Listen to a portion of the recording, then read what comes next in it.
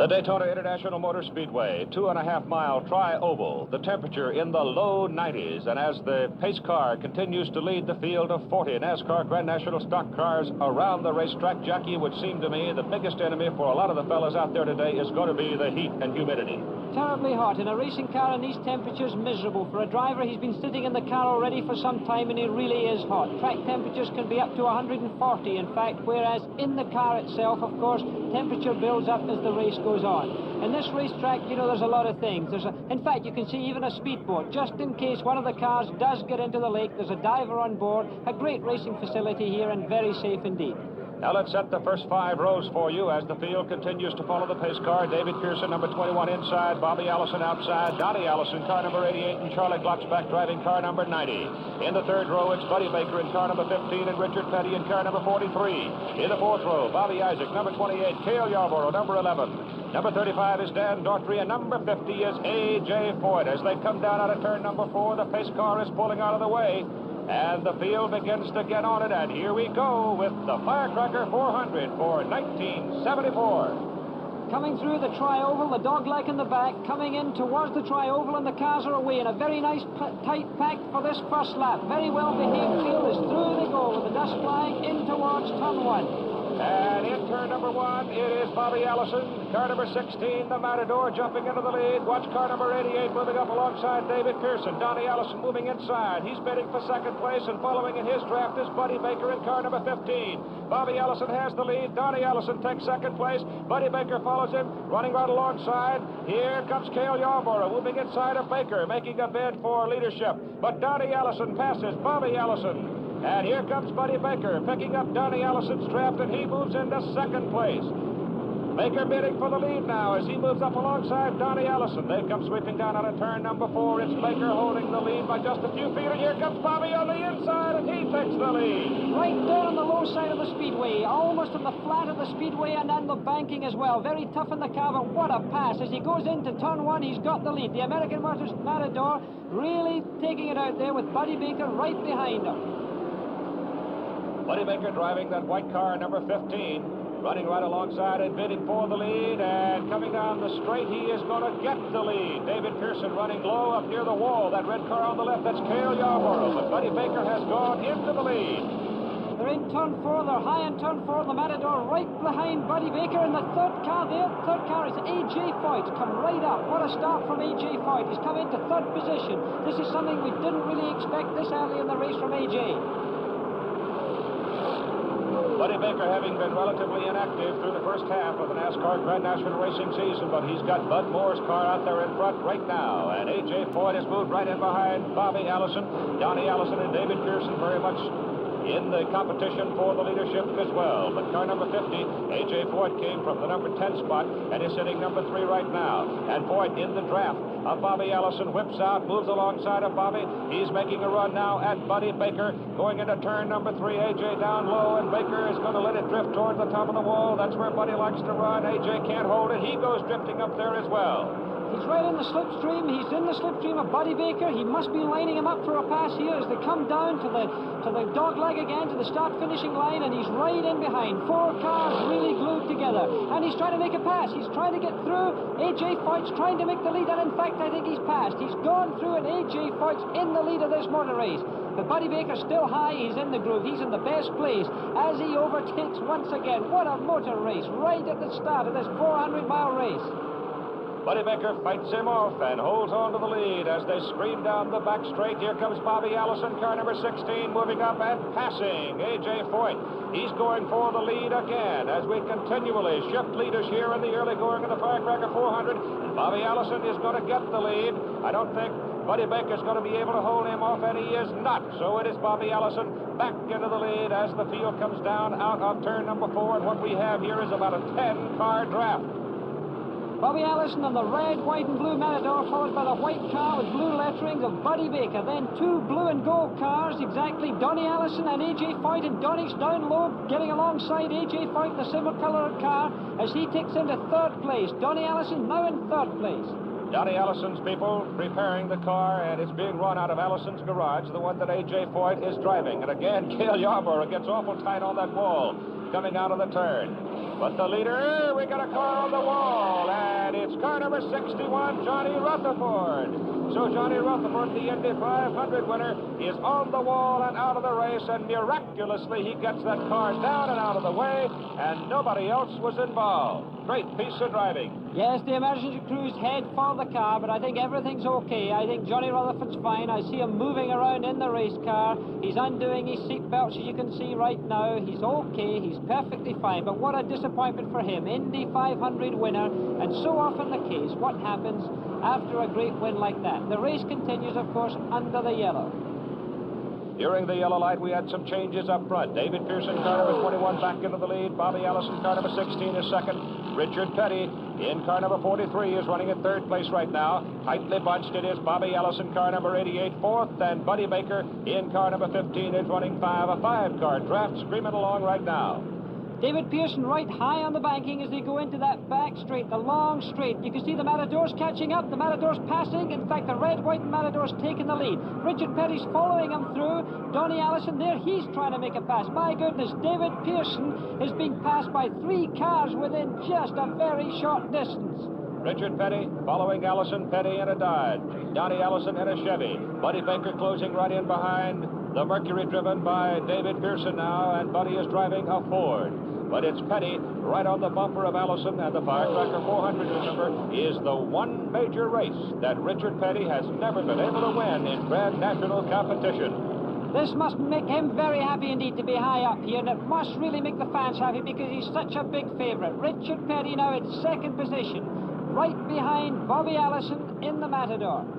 The temperature on the racetrack right about 140 degrees, and we've got a car spinning, coming down out of the turn, going sideways. Nobody else involved. It is number 57. That's Bob Burcham from Rossville, Georgia. So he gets it down off the racetrack and out of the way, and the yellow light comes on. And while the yellow is out here and everybody starts heading for the pits again, let's take a look at Daytona with Jackie.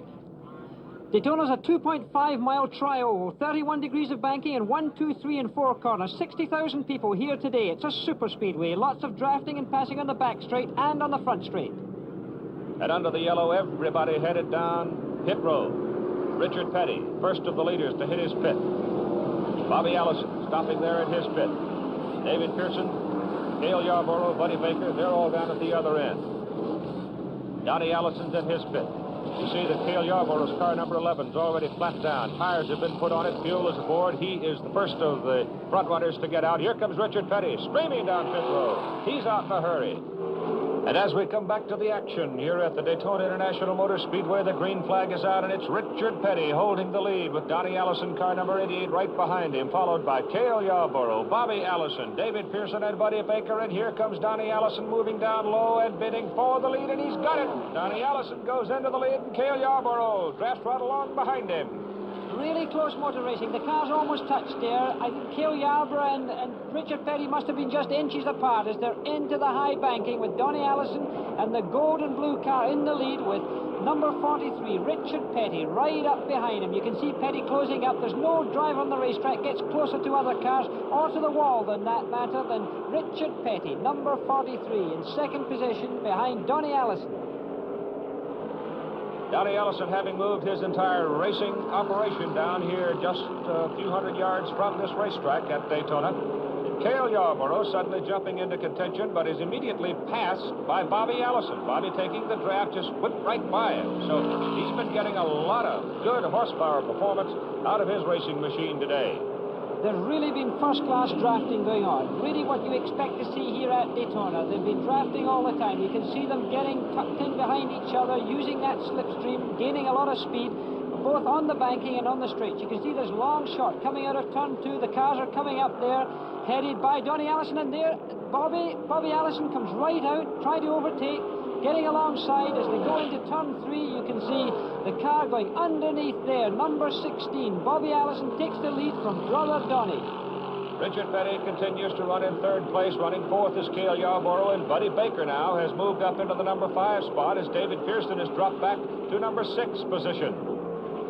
The 4-car train here going around with the 2 Allison brothers leading the way with Richard Petty up there and, of course, Cale Yarborough sticking in very close. The weather has become a bit more mucky, too. Some heavy clouds have moved in, and there is very imminent possibility of some rain before this race is done. High in the banking, coming off turn 2 again. This high-speed locomotive coming up towards turn 3. Very high speed indeed. You can see how wide the racetrack is here. You see the move out by Donnie Allison there as he again makes a move for the lead and grabs it as he takes the draft and just slingshots right past his brother Bobby. High-speed drafting all the way around, and there's a spin. There's a car coming down low in the banking. He's going back up the banking, and he's coming straight behind. The car just nearly hits him. Wow, we could have really had a fender bender there. Somebody came way down off the racing surface to avoid David Cisco, car number 05. Cisco from Nashville, Tennessee, and that immediately brings out the yellow, and of course that's going to bring everybody back down pit road for tires and fuel. And I got to say this, bad luck for David Cisco, but good timing, it seems, for most of the leaders. And let's watch David Pearson in car number 21 as he brings the Mercury into the Woods Brothers pit. There's Junior Johnson Chevrolet whipping down as Cale Yarborough brings it to a stop. And Buddy Baker pulls the Ford in right between them. You see, some will take right side tires, some may even take 4 tires. And the hood is up on the leader of the race, Donnie Allison. Donnie Allison, car number 88, leading the race when Cisco had his spin. And when the hood goes up, it's bad news, and here comes Donnie out of the car. A very despondent man. Already got his crash helmet off. He's out of the race car. A very slow move. Hands and hits. I'm afraid it looks like the end of the day for him. Here at Daytona, the Firecracker400 with David Pearson, car number 21, holding the lead. The Mercury, car number 43, Richard Petty, the Dodge, right behind him, and they've sort of pulled away from the pack. But that pack is really tight with Bobby Isaac, number 28, Charlie Glotzbach, number 90, Buddy Baker, number 15, Cale Yarborough, the red car, number 11, moving very swiftly along the top of the track up there, and he just moved past A.J. Foyt. As a matter of fact, it looks to me like A.J. Foyt now is beginning to back off the pace some and lose ground to the leaders. But the rest of them look very, very strong. Here goes Charlie Glotzbach in car number 90, the blue car, moving past Bobby Isaac, and here comes Buddy Baker passing them both. So Buddy Baker picks up a draft from the move by Glotzbach and goes whipping by both cars, and Cale Yarborough is moving up to joust again for 3rd place. In the meantime, the 2 leaders are David Pearson and Richard Petty, and they've put quite a gap between themselves and this pack. Right now, it's Buddy Baker holding the number 3 position, and here are your 2 leaders, with David Pearson having won 3 times so far this year, and Richard Petty having won 5 times. One of the closest races I've ever seen in the NASCAR trail. It's been terrific. The number of lead changes is unbelievable. This long shot you can see, this 1 mile back straightaway, you can see the cars leading up here. It doesn't look very fast, but in fact they're going flat out, as you can see Richard Petty trying to see if he can get past the slipstream before he goes into turn 3. A real big traffic jam there. About 10 cars in that pack that's just going out of the picture. And you can see here the gap that Pearson and Petty have been able to put between them and the rest of the field. 3rd place, it is Buddy Baker, and he has plenty of competition as Charlie Glotzbach, Bobby Isaac, Cale Yarborough, all hang in there. Bobby Allison. But David Pearson now in the Woods Brothers Mercury, and Richard Petty in the Dodge, running very smoothly, running just about in any groove they want. And here's A.J. Foyt in the Chevrolet, car number 50, down pit road. We indicated earlier that A.J. looked like he was falling off the pace and losing ground to the leaders. And now he's in. They bring out right side rubber for the car. But let's see if there isn't something else wrong with it, because the minute they go to the front of it and start pulling the pins to lift the hood, that's usually very expensive. And here comes Pearson and Petty around, and they will right now put A.J. Foyt a lap down. And as you can see, Pearson and Petty increasing the gap between the 2 front cars and Buddy Baker, who's running in 3rd.